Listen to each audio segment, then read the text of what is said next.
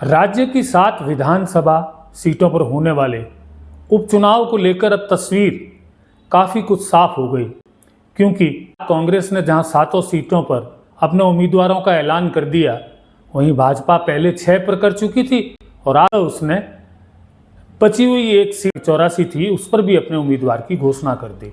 7 सीटों में जिस सीट पर सबसे बाद में उम्मीदवार घोषित हुआ है वो है खींवसर की सीट, जहां पहले रालोपा जीती हुई थी।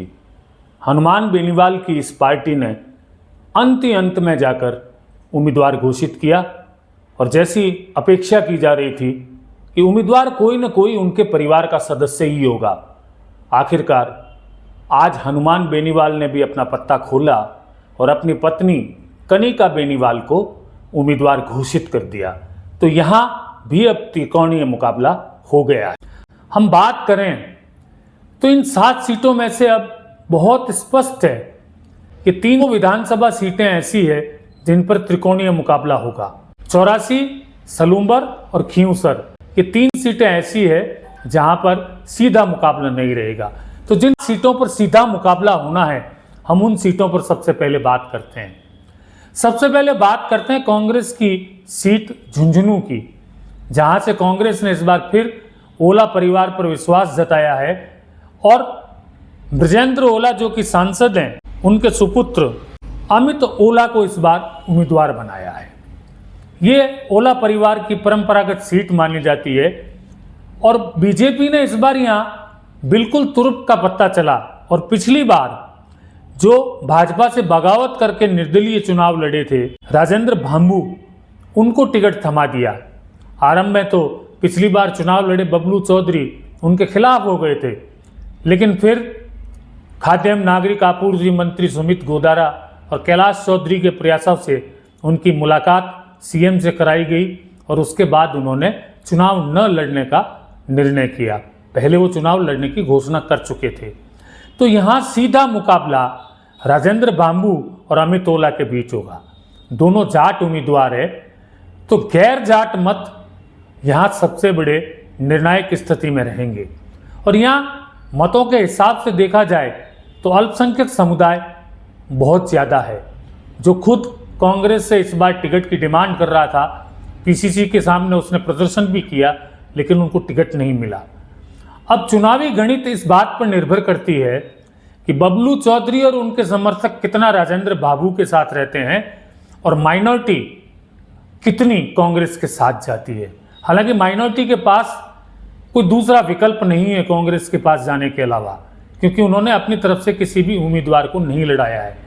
लेकिन इतना तय है कि कांग्रेस के लिए इस बार झुंझुनू की सीट जीतना उतना आसान नहीं रहेगा जितना पहले रहा है, क्योंकि सीधे मुकाबले में बराबर की टक्कर हमेशा से ही इस सीट पर होती रही है।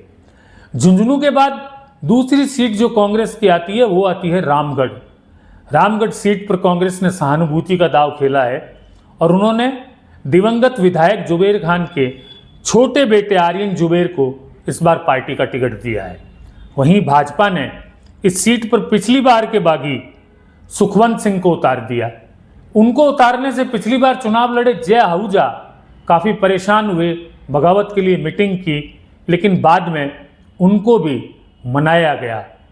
तो वहाँ भी अब सीधा मुकाबला जुबेर खान के पुत्र और नए भाजपा के पूरा पहले बागी रहे सुखवंत सिंह के बीच होगा। अब आर्यन जुबेर और सुखवंत सिंह के भाग्य का फैसला इस बात पर निर्भर करेगा कि हर बार की तरह भाजपा की आपसी फूट या भाजपा में जो बगावत हुई, उस बगावत से कितना फायदा कांग्रेस को मिलता है।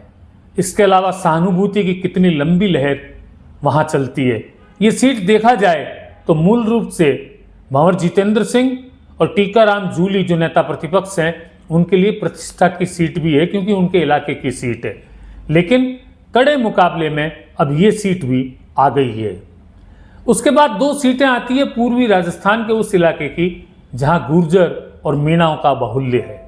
भाजपा ने किरोड़ीलाल मीणा के हर बयान को सहा, मंत्री पद से उनके दिए इस्तीफे को भी सहन किया और आखिरकार विधानसभा चुनाव के समय हुई गलती को सुधारते हुए इस बार उनके भाई, जो खुद पिछली बार चुनाव लड़ना चाहते थे, जगमोहन मीणा, उनको टिकट देकर उन्हें शांत कर दिया। ये टिकट घोषित होते ही कांग्रेस के भीतर की राजनीति में बड़ा बदलाव हो गया। पहले हरीश मीणा चाहते थे कि यहां से उनके परिवार का कोई व्यक्ति चुनाव में उतरे, लेकिन आखिरकार उन्हें बहुत परिवर्तन करना पड़ा और फिर कस्तूरचंद को कांग्रेस ने नए चेहरे के रूप में यहां उतारा है। कस्तूरचंद की अपनी एक पृष्ठभूमि है राजनीतिक, इसलिए टक्कर यहां किरोड़ी बाबा और उनके सामने हरीश मीणा और सचिन पायलट की होगी। जो गुर्जर और जाट मठों का ध्रुवीकरण अपनी तरफ कर जाएगा वो इस सीट पर आगे रहेगा, लेकिन मुकाबला यहां भी सीधा है, इस कारण कांटे की टक्कर रहेगी। फिर सीट आती है मुरारीलाल मीणा के सांसद बनने से रिक्त हुई दौसा की। आरंभ से ये माना जा रहा था कि दौसा सीट पर मुरारीलाल मीणा अपनी पत्नी को चुनाव लड़ाएंगे और उसके लिए वो काफ़ी कुछ प्रचार भी कर रहे थे। पैनल में उनका नाम भी था, सारे नेता उनकी पैरवी भी कर रहे थे। लेकिन जैसे ही देवली उनियारा से किरोड़ीलाल मीणा के भाई जगमोहन को टिकट अलॉट हुआ, तब मुरारीलाल मीणा ने अपने कदम पीछे खींचे। अपने परिवार से तो उन्होंने किसी को उम्मीदवार नहीं बनाया, लेकिन अपने खास और अपने सबसे निकट दीनदयाल बैरवा को कांग्रेस का प्रत्याशी बनाकर उतार दिया। निश्चित रूप से दीनदयाल बैरवा एक ताकतवर उम्मीदवार है। अब बात करते हैं पूर्वी राजस्थान की सीट देवली उनियारा की। ये सीट हरीश मीणा के सांसद बन जाने के कारण रिक्त हुई है।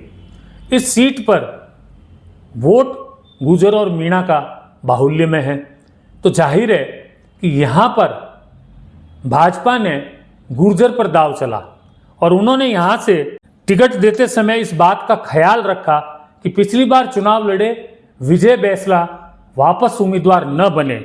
उन्हें छोड़कर उन्होंने नए कैंडिडेट राजेंद्र गुर्जर को उम्मीदवार बनाया। हालांकि उसका आरंभ में विरोध भी हुआ।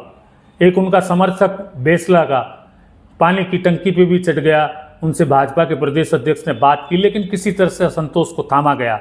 यहाँ उनके सामने कांग्रेस ने भी नए चेहरे को उतारना ज़्यादा बेहतर समझा और उन्होंने रिटायर्ड माइनिंग से जुड़े हुए एक मैनेजर कस्तूरचंद, जिनकी पृष्ठभूमि कांग्रेस की रही है, उनको उम्मीदवार बनाया। यहाँ मुकाबला गुर्जर और मीणा के बीच में होगा। अब दोनों के वोटों को साधने की कोशिश भाजपा की है, लेकिन साथ यहाँ भी किरोड़ीलाल मीणा की भाजपा की तरफ से, तो कांग्रेस की तरफ से हरीश मीणा और सचिन पायलट की दांव पर लगी हुई है। इसके बाद सीट आती है सलूंबर की। सलूंबर में भाजपा ने सहानुभूति का दांव खेला।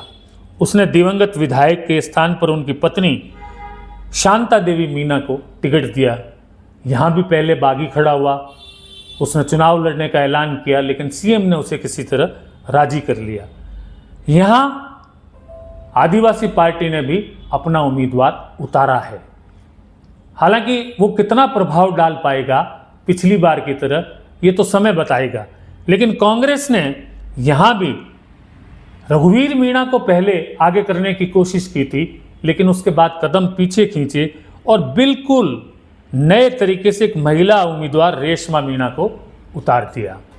अब टक्कर बराबर की मानी जा रही है। आदिवासी पार्टी का वोट बैंक कितना बटेगा और कितना टूटकर किस पार्टी के पास जाएगा, उससे चुनावी हार जीत का फैसला तय होगा। फिर सीट आती है बांसवाड़ा की 84। इस सीट पर भी त्रिकोणीय मुकाबला है। यहाँ आदिवासी पार्टी नंबर 1 पर है, क्योंकि पिछली बार यहीं से राजकुमार रोत विधायक बने थे, जो बाद में सांसद का चुनाव जीत गए। तो अब ये सीट रिक्त हुई, तो यहाँ इस सीट पर उसने भी अपना उम्मीदवार उतारा हुआ है। कांग्रेस की आखिर तक कोशिश थी कि आदिवासी पार्टी से किसी तरह का समझौता हो जाए, लेकिन पार नहीं पड़ी। तो कांग्रेस ने यहाँ से बिल्कुल ही नए चेहरे महेश रोत को मैदान में उतार दिया। भाजपा ने यहाँ से प्रधान रहे यहाँ के कारीलाल ननोमा को मैदान में उतारा है। अब कारीलाल ननोमा को और महेश रोत अपनी अपनी पार्टियों के लिए आदिवासियों का कितना बड़ा वोट बैंक आदिवासी पार्टी के उम्मीदवार के अगेंस्ट जाकर ले पाते हैं, उस पर सब कुछ गणित निर्भर करेगा। लेकिन एज यहाँ अब भी आदिवासी पार्टी को है, क्योंकि ये सीट आदिवासी पार्टी की है, सांसद आदिवासी पार्टी का है। इसके बाद सबसे ज्यादा चर्चा में है खींवसर नागौर की सीट, जिसे हॉट सीट कहा जाना चाहिए इन 7 उपचुनाव की सीटों में, क्योंकि ये सीट क्षेत्रीय पार्टी रालोपा की है। हनुमान बेनीवाल यहाँ से जीते हुए थे, जो सांसद हो गए अब नागौर के। यहाँ वो किसी भी सूरत में इस सीट को अपने पक्ष में करना चाहेंगे, जैसा कल उन्होंने अपने कार्यकर्ताओं और नेताओं को बोला भी, यदि हमने खींवसर का चुनाव नहीं जीता तो हमारा राजस्थान में पूरा का पूरा नामो निशान मिट जाएगा। बड़ी भावुक अपील की थी उन्होंने, लेकिन वो इंतजार इस बात का कर रहे थे कि किसी न किसी तरीके से कांग्रेस से उनका गठबंधन हो जाए। इसलिए देर रात तक कल उन्होंने कोई निर्णय नहीं दिया और कांग्रेस के जवाब की प्रतीक्षा करते रहे। लेकिन कांग्रेस इस बात बिना गठबंधन मैदान में उतरने पर अड़ी थी, तो कांग्रेस ने देर रात आखिर उम्मीदवार घोषित कर दिया और उन्होंने रतन चौधरी को अपना उम्मीदवार बनाया, जो महिला है। ये सवाई सिंह की पत्नी है, वो सवाई सिंह जो 2018 में हनुमान बेनीवाल के सामने चुनाव लड़ चुके हैं। हालांकि हारे थे, लेकिन वो चुनाव कांग्रेस से हारने के बाद वो भाजपा में शामिल हो गई। कल उनकी ही पत्नी को कांग्रेस ने टिकट दिया, तो रात को सवाई सिंह ने भी भाजपा छोड़ दी और कांग्रेस में शामिल हो गए। अब इस सीट पर हनुमान बेनीवाल ने अपनी धर्मपत्नी कनिका बेनीवाल को उतारा है। बड़ी कश्मकश थी कि भाई नारायण बेनीवाल को उतारा जाए या पत्नी कनिका बेनीवाल को।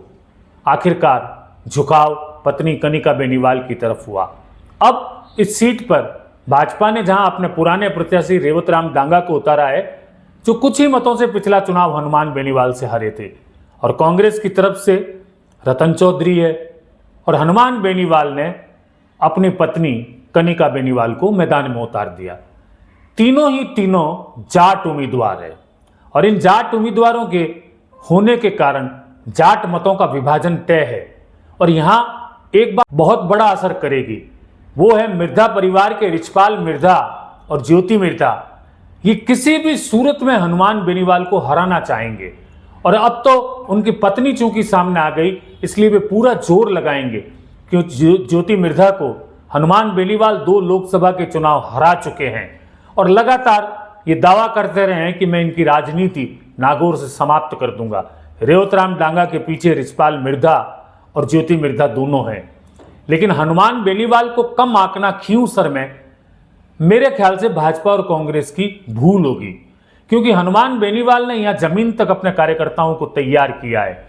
ये सीट राजस्थान की सबसे हॉट सीट होगी और यहां कांटे का मुकाबला होगा, और पिछली बार की तरह यहां भी जीत का अंतर इस बार बहुत कम रहेगा, और जीत के लिए दारोमदार गैर जाट मतों पर रहेगा। जो जितने गैर जाट मत खींच सकेगा वो उम्मीदवार आगे निकल जाएगा। कुल मिलाकर उम्मीदवार घोषित होने के बाद ये चीज तो स्पष्ट है कि राह न तो भाजपा के लिए आसान है और न कांग्रेस के लिए सुगम रास्ता है। दोनों को अपनी साख बचाने के लिए भी बहुत जोर लगाना पड़ेगा। वहीं दूसरी तरफ क्षेत्रीय पार्टियां, आदिवासी पार्टी और रालोपा का वजूद ही इन उपचुनावों पर टिका है।